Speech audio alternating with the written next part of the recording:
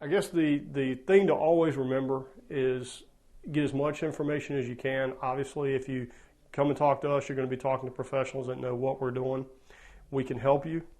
You want to make sure you're buying good quality products, good quality installation products, and make sure you know what you're doing. Make sure you have the correct tools to do it.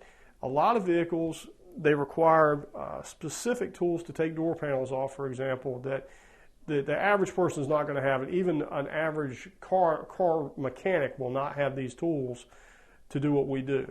So that's something to consider when you're trying to decide, do I want to do it myself or do I want to let professionals do it? Because we've already bought the specific tools to get the job done quickly and get the job done correctly. We also have the experience to route wiring where it's safe, where it's away from computers, where it's not going to get cut or shorted down the road and cause major problems.